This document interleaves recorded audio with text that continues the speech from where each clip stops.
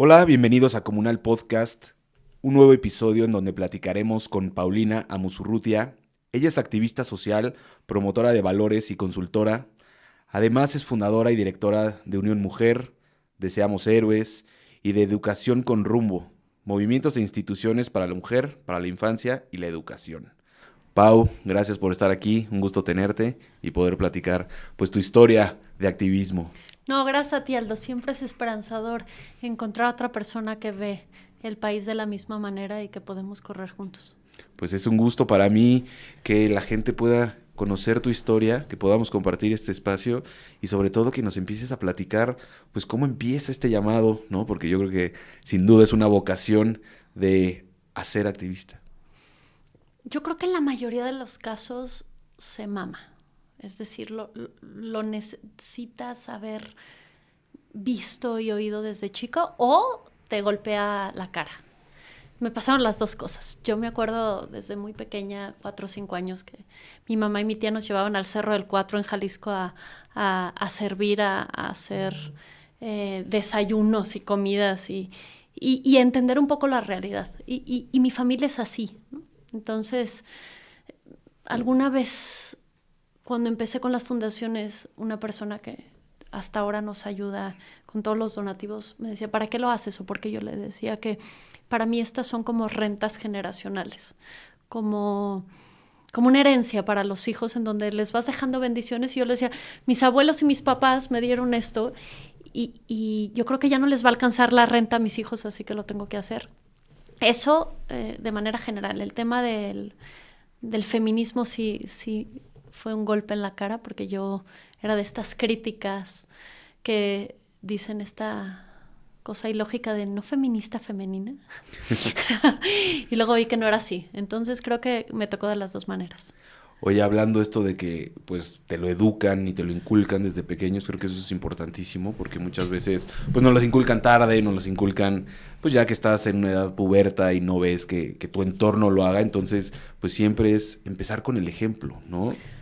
Sí, fíjate que, perdón, creo que no se puede enseñar como un acto de caridad, sino de justicia. Es decir, no puedes ir una vez al mes a disque ayudar a alguien como si tú tuvieras más, porque también se malentiende. Creo que es abrirles un tercer ojo a los hijos en una visión de empatía, de justicia social.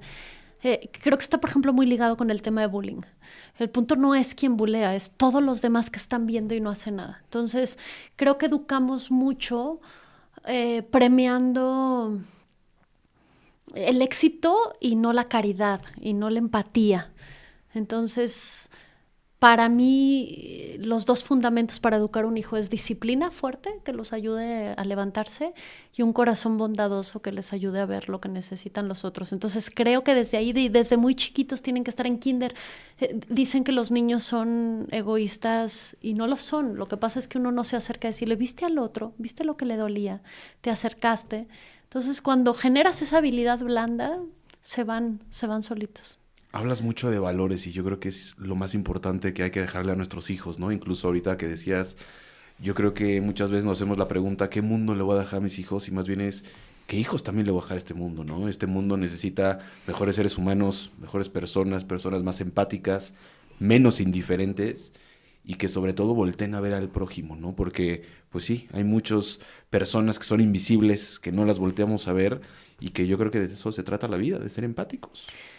A mí me hacen muchos chistes porque tengo 4 hijos, ¿no? Entonces es como, hijo, le vas a dejar mal al país con tantos, al mundo. Ya ves que ahora ya parece huella de carbono. Y digo, bueno, yo no sé los tuyos, pero los míos sí van a hacer una transformación y entonces creo que aboné al tema.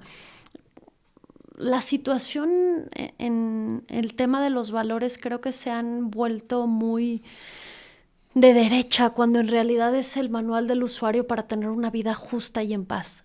Y uno lo va descubriendo cuando tocas el poder, tocas el dinero, que en realidad lo único que te da un timón real para ver hacia dónde tienes que decidir las cosas y que no te pegue, Ujú. que te ofendan, que tengas la opinión pública a favor o en contra, es tus valores. Me gusta muchísimo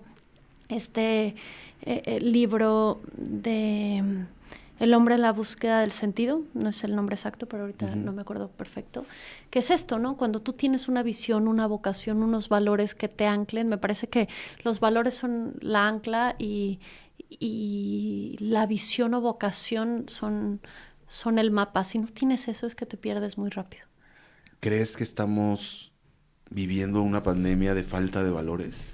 Sí, yo creo que en general en México nos educan para ser gandallas, para chingarte al otro, para sentir que eres más cuando oprimes al otro. Y es un tema muy cultural y creo que eso fue el caldo de cultivo para tener el sistema político que tenemos hoy, las desigualdades que tenemos hoy. Porque cuando tú ves en países como Noruega, que es el típico que comentamos, que que las personas ayudan en 3 asociaciones per cápita de manera regular. ¿Entiendes? Que eso es lo que hace que esté así el país, no el gobierno. Entonces, cuando no educamos hacia nuestros hijos, cuando esperamos que el sistema, que el gobierno, que la escuela transforme, nos estamos equivocando. Y eso creo que es fundamental nosotros como individuos y como personas, no como gobierno, como empresas, o no que te corresponde hasta que, ¿no? O sea, muchas veces es hasta que yo esté bien conmigo mismo voy a poder ayudar. Al contrario, si tienes esos valores bien determinados en tu vida y se los inculcaste a tus hijos desde pequeños, no importa lo que tengan o las adversidades que les pueda presentar la vida, ellos van a ver cómo ayudar y generar y aportar valor a nuestro país. Es que nunca hay lana suficiente para ayudar. Es decir, si crees que hasta que tengas, es un poco como cuando dicen, es que no puedo tener hijos todavía, ¿por qué qué? Digo, en realidad se aprende en el camino, entonces es que si tienes un peso, pues das 10 centavos. Y tampoco es un tema exclusivamente económico, es más, yo diría que no lo es en su totalidad. Nosotros, por ejemplo, desde Educación con Rumbo hemos hecho un enorme esfuerzo cuando un abogado decide que da 2 horas de su tiempo para hacer un amparo que va a ayudar a todos los niños. Es decir, ¿me hubiera ayudado que llevara mochilas? Sí, prefiero que esas 2 horas las hagan un amparo. Es decir, cuando tú haces lo que haces muy bien para transformar la sociedad, ahí es donde explota el asunto. Entonces, imagínate que cada quien con su expertise diera estas horas para cambiar la sociedad, el círculo se vuelve virtuoso.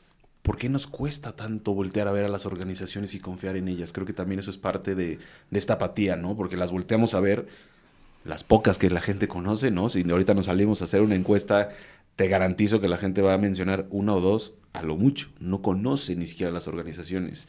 Pero estamos muy buenos para quejarnos y para señalar y para decir lo que mal que estamos, pero muy pocos para señalar a nosotros como qué estamos haciendo por este país. Fíjate que la OMS dice que este siglo será el de las enfermedades mentales y yo sí creo que es un tema de ensimismamiento. Es decir, cuando pierdes perspectivas y yo solo me estoy viendo a mí, no tengo el 360 de la situación. Entonces, me parece que primero se ha perdido la verdad, es decir, esto no es lo que tú opines o lo que yo opine. Hay diferentes perspectivas, pero hay una sola verdad y eso te ancla. Y hablo de verdad, de la verdad, la bondad, la belleza, ¿no? Violar a un niño no está bien, bajo ninguna circunstancia, ¿no? Y vamos jugando con esta verdad. Creo que eso es un gran daño. Segundo, el que solo estamos pensando en lo que nos afecta a nosotros. Y tercero, que no entendemos que somos seres interdependientes. Es decir, no puedes estar bien si no ves al otro y él te ve a ti. Esta ansiedad de independencia de los jóvenes los deja muy solos. Esto de alejarse de la familia, esto de no entender que es más, el ser humano, todo su desarrollo mental y cerebral se da aprendiendo del otro a hablar. Entonces, en este egoísmo puro, queriendo romper todas las reglas, pues te rompes tú. O hasta demostrando algo que no eres, ¿no? O sea, qué difícil estar dando un alter ego, un avatar virtual en las redes sociales y luego estar viviendo una vida que los ves a los jóvenes incluso desarrollarse, platicar y convivir y no tienen ni siquiera esas habilidades blandas que comentabas al inicio, ¿no? O sea, están completamente ensimismados en las pantallas y perdidos un poco de la realidad. Yo creo que la pandemia, no sé si nos haya causado este tema de salud mental, que más bien lo volteamos a ver, ¿no? Porque lleva mucho tiempo en ese sentido. De hecho, es la segunda causa de muerte en jóvenes de 15 a 30 años aproximadamente y sigue creciendo en cuestión de edades. Y la OMS justo dice que en 2030 creo que va a ser o la primera causa de muerte, ¿no? Entonces, ¿cómo puede ser que tengamos tantos avances tecnológicos, al parecer, y tan pocos avances humanos, por decirlo así? Es que, insisto, creo que está ligado en mi teoría de la educación infantil. Tengo 4 ejemplos. Que es esta disciplina, es que también los volvemos muy blanditos. O sea, Okay. cuando tú ves a un niño que hace un deporte o que aprende a tocar el piano y que es una y otra vez y las cosas son de tiempo y Google te enseña que si en 5 segundos algo no funciona ya se chingó, no es cierto. A mí me llamaba la atención cuando mi hija chica me decía, es que no me sale bien el piano. No, es que no has ensayado lo suficiente, pero nuestros niños no entienden que tienes que conquistar al aparato, le hace las barras paralelas en la gimnasia o el piano. Es un amor grande se conquista, putazos. Entonces eso no lo entienden y esa disciplina la tienen que tener y entonces se da esto que nos enseñaron a ti y a mí, que somos un poquito más grandes, que es la felicidad del deber cumplido, de llegar. Ellos no viven eso, ellos viven el placer. Y luego si no tienes insisto, un valor a cual anclarte. A mí me pasa mucho, sobre todo ahorita con todo lo que está pasando en temas de política y sientes los golpes de la crítica, sí tienes que recalcular y decir, a ver, ¿por qué lo estás haciendo? O sea, ¿qué te importa? ¿Qué quieres lograr aquí? Entonces, si lo estás logrando, vas bien, si no, no importa. Pero si no tienes esa ancla, y luego la fuerza para poderlo hacer, pues, los chavos se pierden. Entonces creo que por ahí va. Y siempre el camino más fácil es no hacer nada, ¿estás de acuerdo? Pues siempre lo más fácil va a ser quedarte en la comodidad de tu casa, de tu sillón. Pero es tomar agua con sal. O sea, en realidad, yo no sé si a ti te ha pasado, será que yo soy muy hiperactiva, pero si estoy sábado y domingo echando flojera, y el domingo digo, o sea, por favor, ya alguien póngame a hacer algo. Creo que así están nuestros jóvenes en este placer momentáneo sexual, en redes, en diferentes, él hace alcohol, vape, drogas. Entonces, o los volvemos más fuertes o este mundo se va a quedar así. Toda la razón. ¿Y cómo empiezas tú, ahora sí que, a construir estos movimientos y estas organizaciones, ¿no? Porque muchas veces pues, también pensamos que pudiéramos ayudar tal vez a las organizaciones, pero ya el fundarlas, hacerlas, llevarlas, pues es otro rollo, ¿no? O sea, es otro compromiso que hay que tener. ¿Cómo empiezas y con cuál empiezas de todo? Empiezo con Seamos Héroes hace 9 años. Queríamos hacer una asociación que hablara de valores, que enseñara a los jóvenes en temas socioemocionales, que hoy es muy lógico, pero hace 10 años, y queríamos hacer programas en línea y nos decían, ¿por? Entonces nos costó muchísimo desarmar la fundación, y tú lo sabrás, ¿no? Y que la donataria, y de dónde saco lana, lo aprendes en el camino. Luego el tema de mujer, uno de nuestros donantes me dijo, oye, vete al CSW en la ONU, que es el evento de las mujeres en Nueva York. Y yo soy muy cuidadosa con el dinero de las fundaciones porque siempre pienso que cada peso pudo haber sido para darle de comer a alguien. Entonces yo le decía, no, ¿para qué me mandas? Mira, me encantaría irme una semana a Nueva York sola y sin hijos, pero es una pérdida de dinero. Manda a alguien que le guste el feminismo, empezando por ahí, no vas. Entonces ahí voy y de regreso digo, tenemos que hacer algo por las mujeres. Y me dice, por eso ibas, ¿no? Entonces generamos Unión Mujer, que es una fundación que ayuda en temas de política, de comunicación y educación, un feminismo propositivo, científico, dialogante. Y científico es difícil, ¿no? Y hacemos investigación, tenemos programas para la reducción de violencia en niñas, mujeres y adolescentes. Y eso, bueno, ya lo traíamos mucho más armado porque ya lo entendíamos. Aunque fue muy solitario tener una fundación de mujer central, porque las feministas de un lado te dicen, tú no eres feminista si no le quieres entrar al aborto. Y las de derechas de, ¿cómo se te ocurre ser feminista? ¿No? Pero también cuando vas teniendo hijas y vas descubriendo que quieres que tengan los mismos derechos y las mismas responsabilidades que cualquier ser humano, ¿no? No que el hombre. Entiendes que tienes que hacer ese surco. Y Educación con Rumbo pues fue la hermana guerrillera que tuvo que surgir porque no queríamos lastimar a Seamos Héroes con golpeteo político. Y ahí pues, nos hizo crecer enormemente toda la estrategia jurídica que, fíjate, una fundación tan pequeñita, con no más de 5 personas, con una defensa jurídica logramos que no quitaran la capacidad de los maestros de evaluar a los alumnos, que no quitaran los grados escolares, que ahora que se generara la prueba PISA, que es la que evalúa a nivel internacional la educación, y ha sido un poco como David y Goliat, ¿no? Nos ha pasado de, amiga, está saliendo en la mañanera, amiga, tienes que cambiar el celular, amiga, ya te cancelaron la donataria, y es recomenzar, y debo confesar que el abogado que es mi marido, hemos tenido un par, bueno, ya varias primeras planas en Reforma, etcétera, y cuando salen nuestros 2 nombres juntos, se los llevamos a los niños y les decimos, esa es la herencia, chavos, lo que quieran estudiar, pero si no están ayudando a alguien, pues es una vida vacía. Y creo que cuando tú oyes a los chavos de prepa de, es que quiero ganar lana, porque además es la fórmula para el fracaso, porque tienes que amar algo y es un poco como querer agarrar agua con las manos, ¿no? o buscar la felicidad per se. Buscar lana así no funciona. Y lo peor del caso es que no te llena. Entonces, así fueron creciendo las 3. Hoy tenemos 3 pelotas en las mismas manos.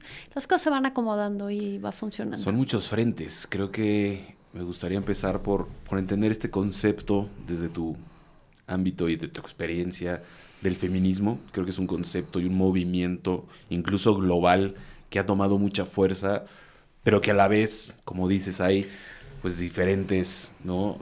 Más radicales, unos que incluso yo creo que incluso a veces caen en temas de, ¿qué diré? Como que están promoviendo y dale, luchando. Dale, no, es que no sé cómo filtro, explicarlo, como que luchando por lo que están defendiendo, ¿me explico? O sea, son tan radicales que a la vez es como los hombres no, y esa parte ya también de tanto dice mi choque. hijo, te has convertido en lo que juraste destruir, ¿no? Vale. Le encanta usar esa frase y cuando la usa bien eso, Pero a eso me odioso, quería pero eso es lo que referir. estás diciendo. Es decir, un derecho que se oiga ilógico al revés ya va mal, ¿no? Es decir, yo, por ejemplo, soy presidenta de la Comisión de Inclusión de Mujeres en Coparmex Nacional. Pero antes era la Comisión de Mujeres y yo decía, por favor, quítenle ese pinche nombre. O sea, fíjense que hagamos una comisión de hombres y solo puedan entrar hombres. Es una locura, Exacto, ¿no? ese es el ejemplo. Entonces, me pasó en el CSW que iban a hablar de temas de mujeres y dice una loca, pues se paran todos los hombres y se van, ¿no? Y entonces había 6 hombres y yo no sabía qué hacer, o sea, yo solo abría los ojos de cómo está pasando esto en la ONU. Imagínate que lo hicieran al revés. No, claro. Entonces se paran los hombres y empiezan a aplaudir para que se salgan. Dices, ¿qué es esto? Entonces, para mí el feminismo, hace algunos años escribí en el Día de la Mujer un artículo en el Universal que se llamaba El feminismo debe de morir. Y la neta es que puse el nombre porque dije, me va a caer, lo disfruto, así que me caigan La controversia. La controversia. Y ya cuando lo leías, decía, esto tendría que ser un proceso de andamiaje, ¿no? Yo espero que cuando yo vaya a fallecer, mis hijas me digan, mamá, ya no existe el feminismo, ya no se necesita, ¿no? Entonces, creo que está ligado absolutamente a la dignidad humana, o por lo menos el feminismo que yo conozco y que yo entiendo. Es decir, cualquier derecho en cualquier situación para cualquier persona. Ahora, hay feminismos, eso es lo primero que tendríamos que entender, no hay un solo feminismo, mucho por la causa que te ha tocado, ¿no? El black feminist, el tema que va en contra, que se me acaba de ir el nombre, pero me encanta, en contra de todo lo que es la trata y ligado a la prostitución, que no es un trabajo. Es decir, me parece que el feminismo son diferentes lentes que se acercan a diferentes necesidades, pero con las personas o mujeres que podríamos llamar radicales, cuando tú te acercas y ves que fueron violadas desde niñas, que fueron lastimadas en lo más profundo, tampoco puedes juzgar. Es decir, no te gusta, párate y haz otra cosa. Porque nos encanta decir, pero cómo rayan, pero cómo marchan, pero cómo hacen.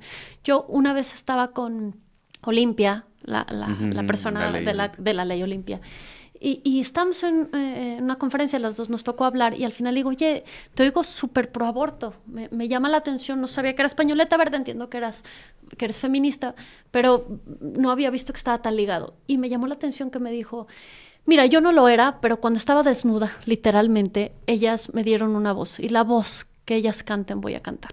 ¿no? Entonces, cuando tú juzgas desde a bibliazos, cuando ves hacia abajo, pues entiendes que no entiendes nada, que no entiendes este México donde tenemos el primer lugar de producción de pornografía infantil, que no entiendes estas desigualdades, que las mujeres tienen que pedir perdón y permiso para tantas cosas, que las viola el tío, la vecina, el primo, y que la mamá es la que las lleva. Es decir, no puedes juzgar mientras no estás en esa situación. Y aunque estuvieras, mejor ponte a hacer algo, ¿no? Correcto. Creo que somos muy buenos para juzgar, pero muy malos para accionar.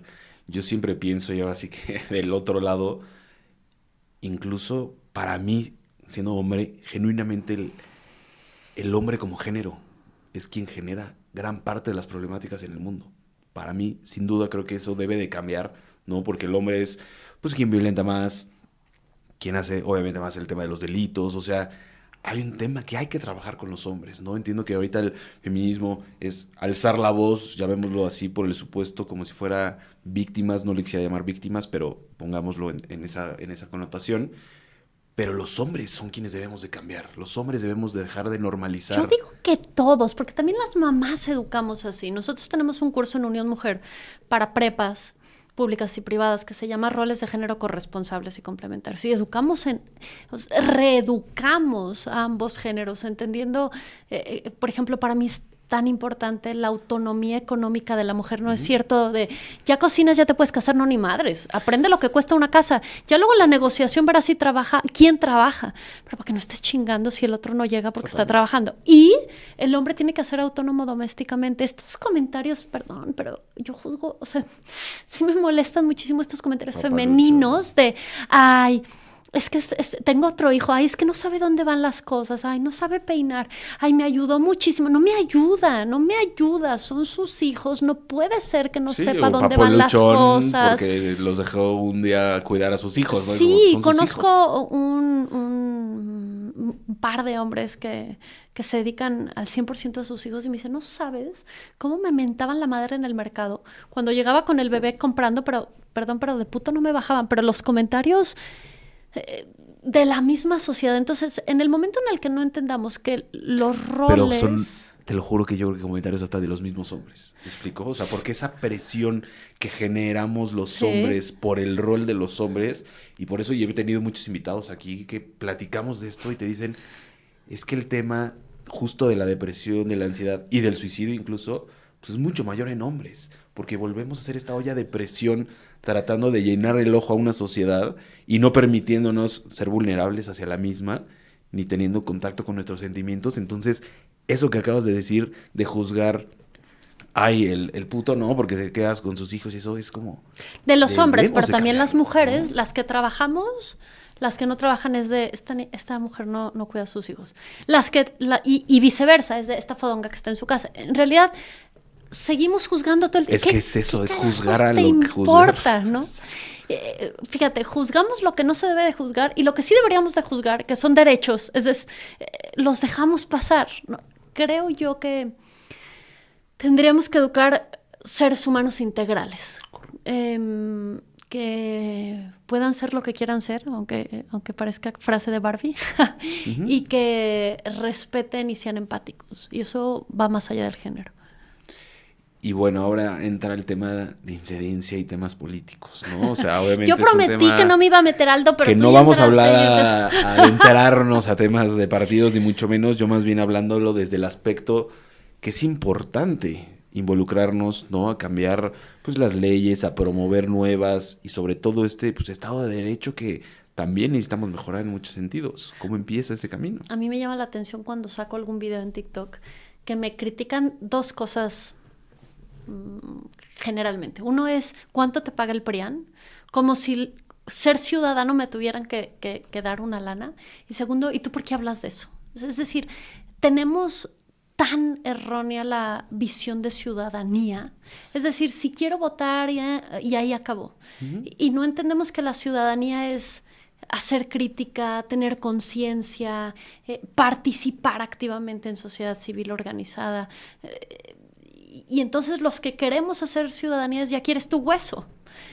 Y creo que ese es uno de los grandes errores del mexicano y que por eso, desgraciadamente, pues se ha vuelto un sistema cada vez más totalitario, porque un sistema totalitario está hecho de un pueblo menor de edad, es decir, que mama del sistema, pero no tiene la capacidad de ser independiente autónomamente, económicamente. Por eso los subsidios se han vuelto así, ¿no? Porque les quitas la educación, les quitas el empleo y entonces queda no hay desarrollo, persona es simplemente débil que vive de subsidios. Ese fue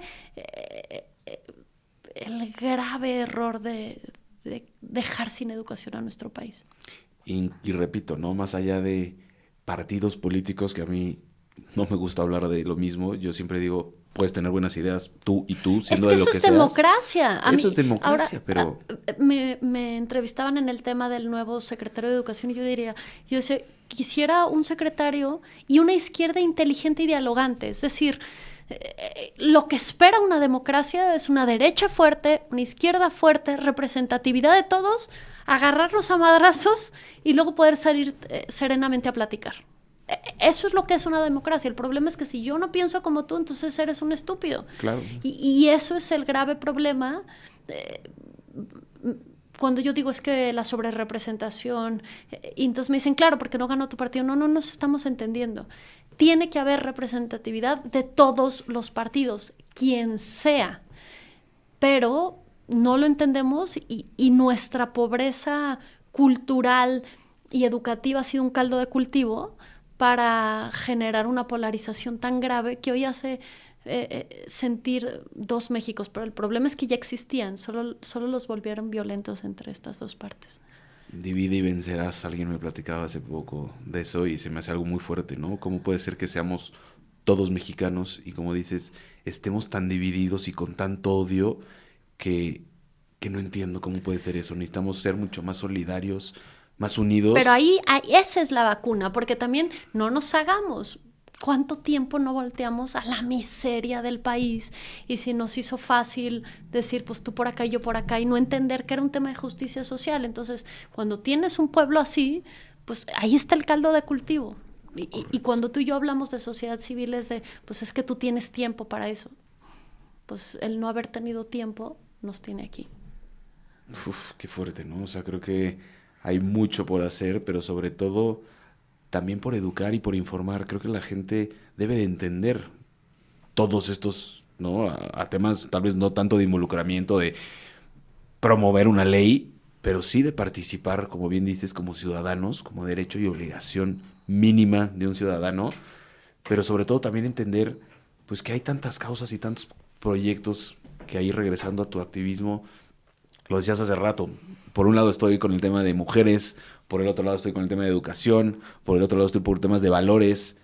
Hay tantas causas que creo que hoy en día no es nada más sigo mi camino, mi rumbo y hasta ahí, ¿no? Sino que nos corresponde a todos tomar acción. ¿Sabes qué? Creo que el primer paso es ser empático y luego ver qué causa te mueve, ¿no? ¿Por cuál darías la vida? ¿Por cuál te levantarías de tu sillón?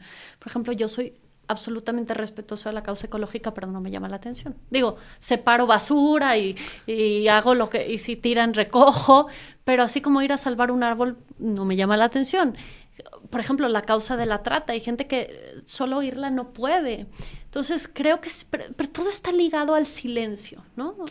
A dejar un rato, y oirán mis hijos y me van a decir, mamá, pues tú no dejas nunca el celular. Pero en principio, habría que dejar un poco el celular y los aparatos y pensar cuáles son los valores que te cimientan, qué vas a dejar diferente en este mundo y qué causa te mueve. Y ya empezando por ahí, pues como cualquier cosa, nadie se levanta a hacer ejercicio todos los días o a correr y dices, ¡qué maravilla! Está flojera. Entonces, a mí me gustaba cuando daba clases en secundaria hace ya creo que 20 años, decir que el placer y el dolor siempre están ligados. Entonces tú decides cuál primero, ¿no? O sea, el placer de tragarte un pastel y el dolor de pues, no poderte levantar, o el dolor de correr y el placer de estar fuerte. Siempre van juntos. Es una mentira, nos han dicho que el placer va solo.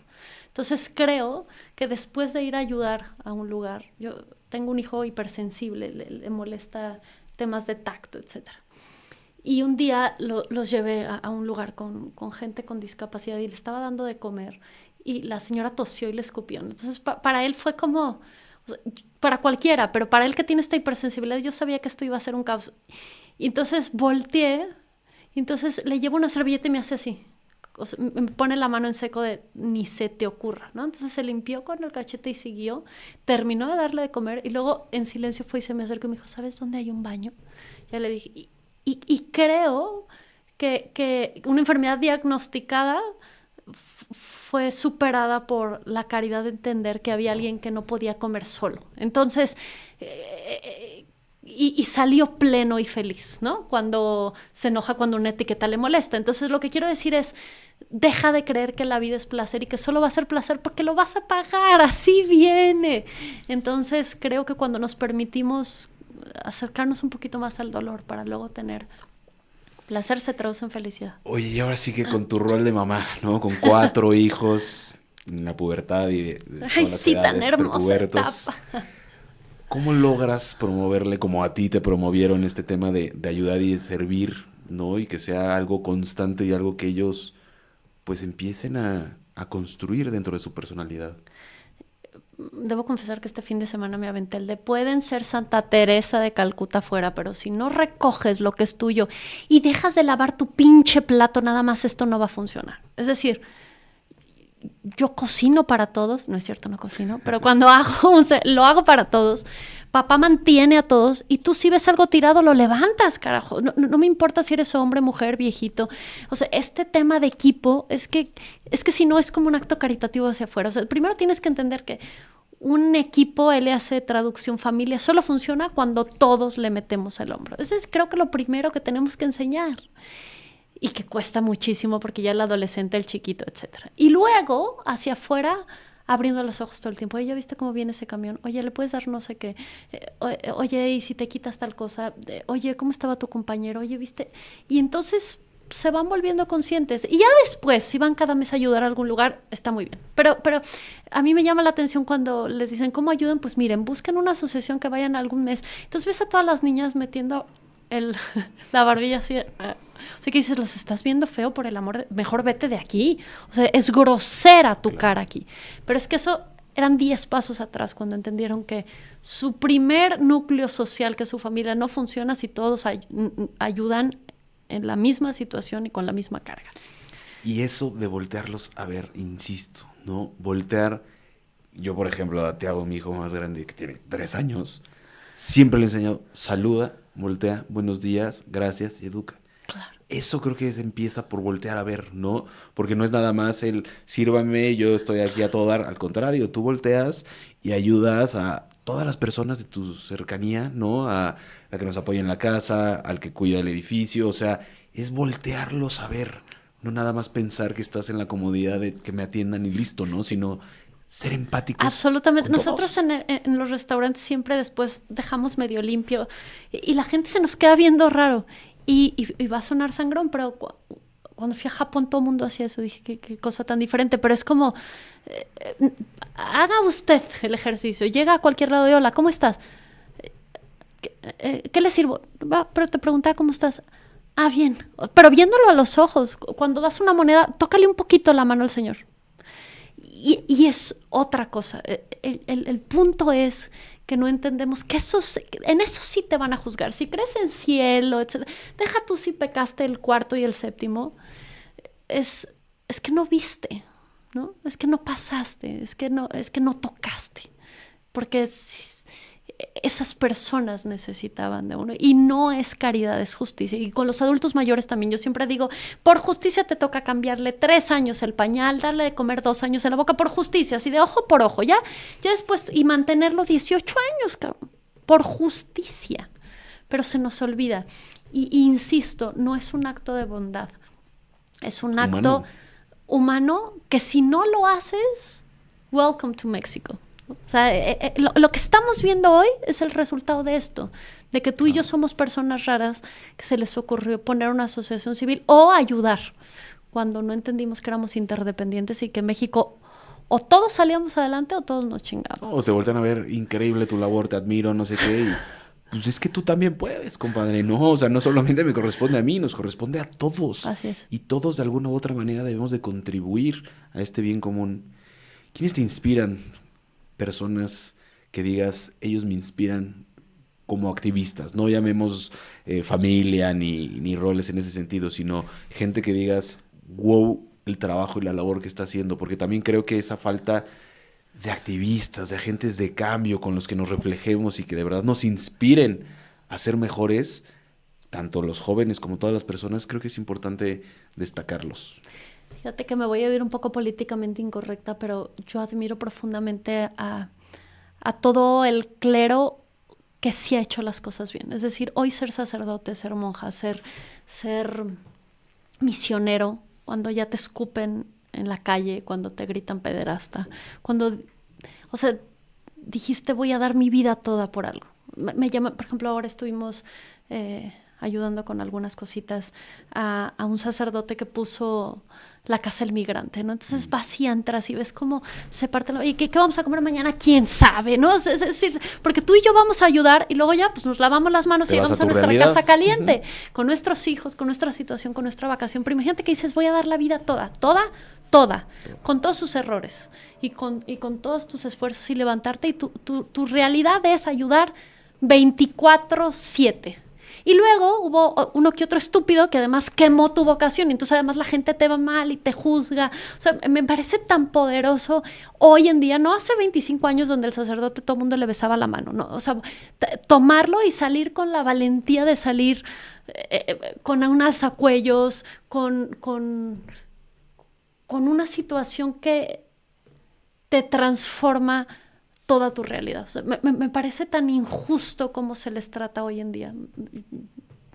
Yo honro mucho a las personas que deciden que su vida se traduce en una ayuda completa a los demás, sin importar lo que los demás piensen. Yo estoy cercana a la Iglesia Católica y por eso lo digo, pero hay muchísima gente que se dedica en otras situaciones así. Pero cuando ves que su vida es eso, es impactante. Y son estos casos que no conoces el nombre, ¿no? O sea, que nunca lo vas a ver, que no va a ganar un premio, que no salió en los 300 más poderosos de la revista, pero que cuando fallecen el lugar se llena porque hicieron algo diferente. Qué bonito ahorita que lo pienso en ese sentido.